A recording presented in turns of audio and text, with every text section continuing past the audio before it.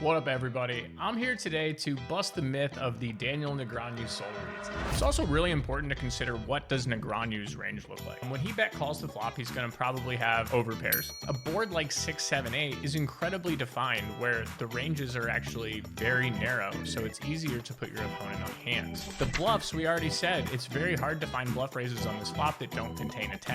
Right there, he says, like, I guess you just have a full house, bro. One of the questions I really like to ask myself when determining whether or not to bet is, how does my hand benefit?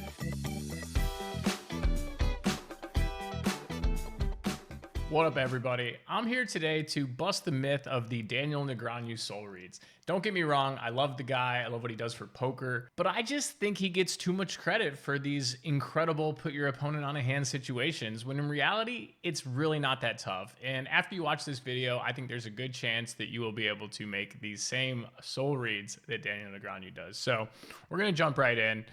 The hand today is from the 300K Super High Roller Bowl. Shout out PokerGo for putting out this fantastic content.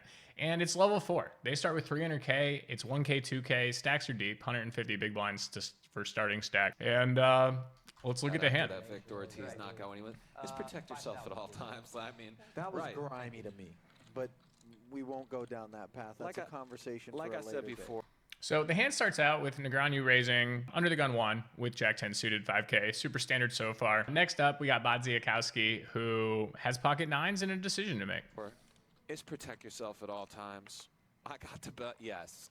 That was grimy. And I feel like it's grimy in a cash game. But to say you got me or you got it or I can't call or any of these sorts of things. If you look somebody in the eye.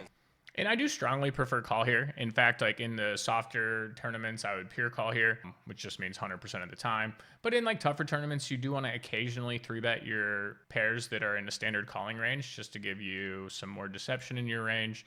That being said, you know, he's got 55 big blinds. You know, he doesn't want to 3-bet and get all in if someone 4-bets behind, or Negreanu has a hand that wants to 4-bet. So yeah, call is a standard play, and let's proceed from there. And you're like, you got me, and then you get a read, and no, you don't call. Yes, it's a little grimy, but at the same time, I wouldn't do it. I'm not advocating for angle shots, but it is protect yourself at all times. So fair. I would always say, Rast makes like a good disciplined fold here. He's going to be often dominated by the opener or the caller as the reason for folding. I think if it was heads up, he would call. And we're going to see a very similar fold here from the big blind from Ollie and Sudovic. Make sure they fold if you're out there, if you're not sure. Mikita's not looking to protect himself as he is flatted. Negreanu's 5K open. And this is a spot I think a lot of amateurs could get in trouble, where overcalling too wide once there's a caller. So had only one person opened and it folded to Ollie in the big blind here, he would always defend Jack 8.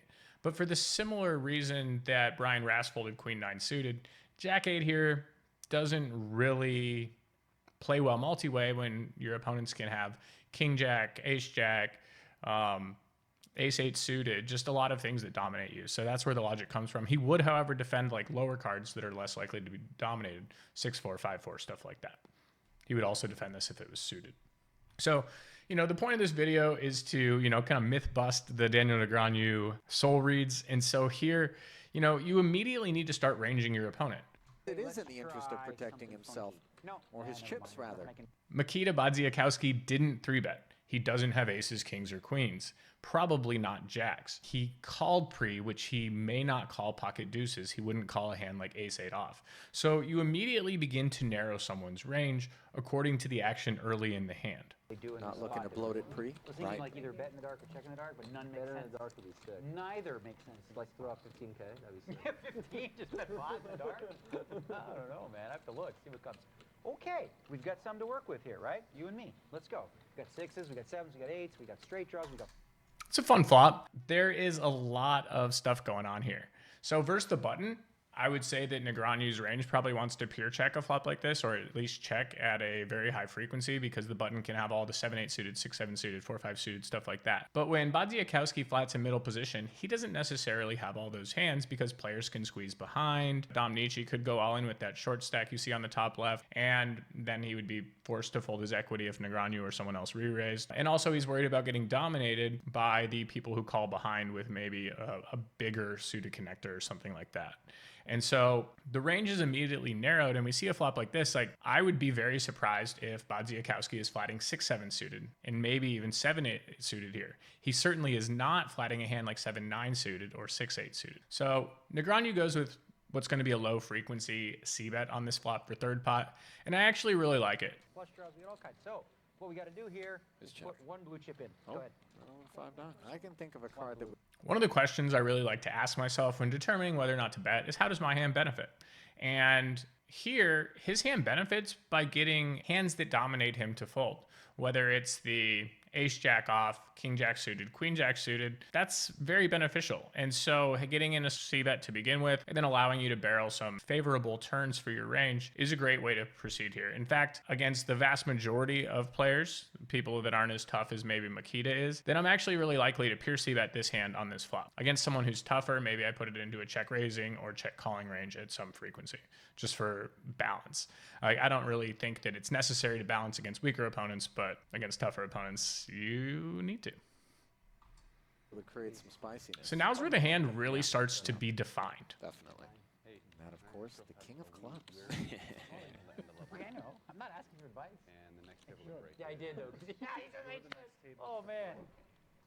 You don't like that bet? I can't ask Table you. the next to break. It is the next to break. Okay. In the event that we break it. Against the rules. Rules. Bads weighs his options. You should. Comes to Okay, 16. fine. We break 16,000. This guy, I knew it.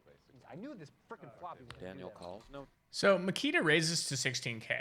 And we talked about the pre-flop range. We're already beginning to narrow. So it's pocket pair heavy, some suited broadways, maybe the ace jack, ace queen at some frequency. And when the flop gets raised, it gets narrowed further. So we do know that Mikita is very likely to raise a hand like 7-8 suited, pocket 6s, 7s, and 8s on the flop. Apparently, he's going to raise pocket 9s at some frequency. Those are the value portions. The bluff portions of a flop raise here most likely contain a suited 10. So a hand like Jack 10 suited through Ace 10 suited are the most likely combos of bluffs here. So based on the fact that we have a flop raise, it narrows Mikita's range significantly. So now let's continue to do so on future streets. Daniel Oh, under the gun don't do here. it to me, man. Kind of Come repping on, I the got big good pair. cards. He can have some of the stuff like this, but Give me what I need. Feature on this does have break. some big pairs. It's also really important to consider, what does Negreanu's range look like? When he bet calls the flop, he's going to probably have overpairs, sets, he could have straights, and then also some of this suited 10x, suited 9x variety. And speaking of the suited 9x, it's very unlikely that Mikita would raise a hand like that because it just has so much equity. An open ender, whether it's ace 9 suited or jack 9 suited, doesn't really need to raise. It can call profitably. So when a super high level player like this is constructing their range, that's kind of one of the characteristics that they're thinking about. So now that we have a little bit more information about both players' ranges, let's see the turn. This line and Oh, pair. wow. Spicy. Let's go. Okay. Knuckles, by the way. I love how honest Negreanu was. Good turn. And it's Check. going to look a lot like he's worried about the four-liner here with his range. Naturally. Of course. Negreanu can have 10. So Badziakouski is in an interesting spot. You could probably bet a hand like this at some frequency. However, I do slightly prefer check. Adds a little deception, and it also allows you to protect your turn checking range in case your opponent wants to turn a hand like ace 8, king 8 suited into a bluff. He can have the jack 10 Baby, you'll suited. feel it. So good. I think feel Bats it so bets hard. this, He bets Nick. right now. Oh, It's a great hand. We see yeah, buddy. it's a little under a 3-1 dog running I love into a the good straight this time absolute of year. disaster bazooka of the world. You think he just checks back so he...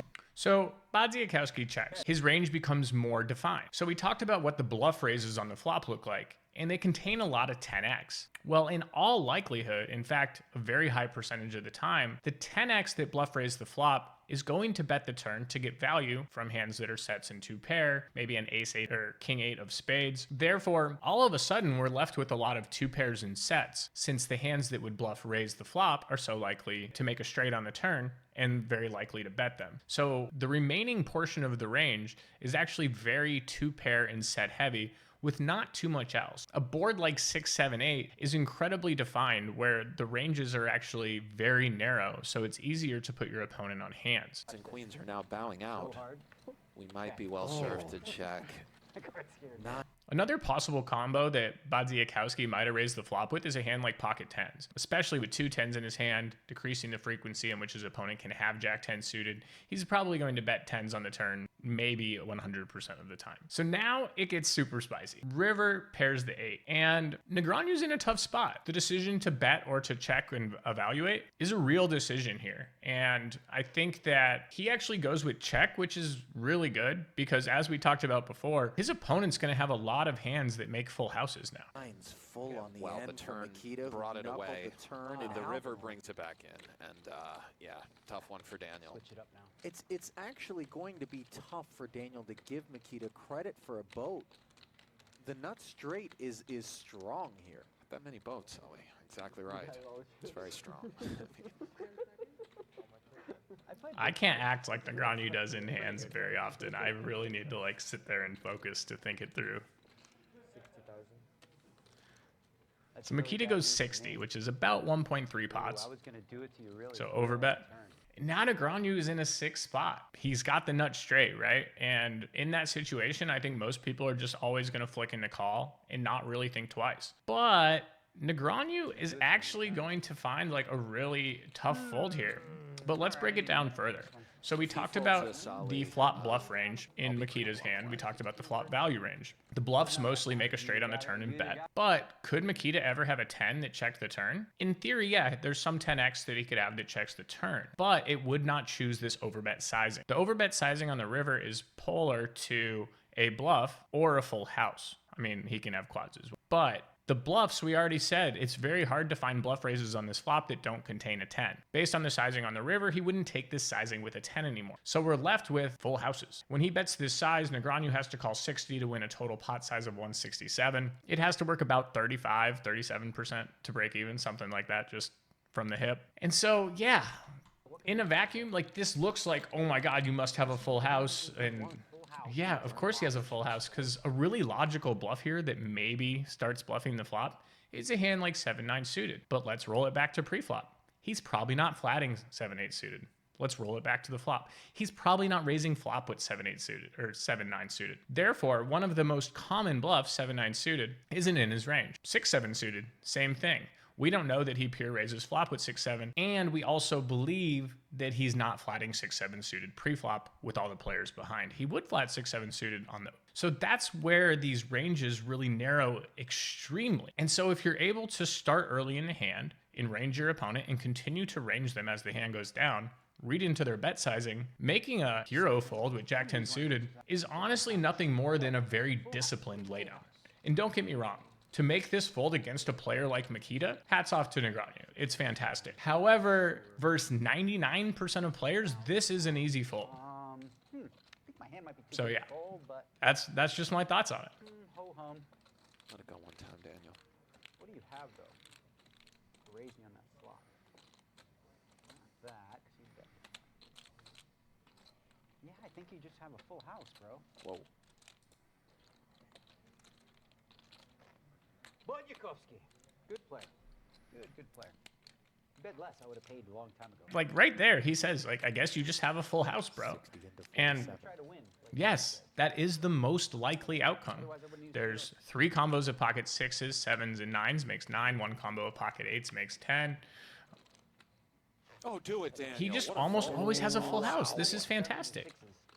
find out. But it's not some sick superhuman soul read. It's just a very good disciplined fold. So hats off to Negreanu for making it. I don't know that I'd be capable of making that fold in game in that spot.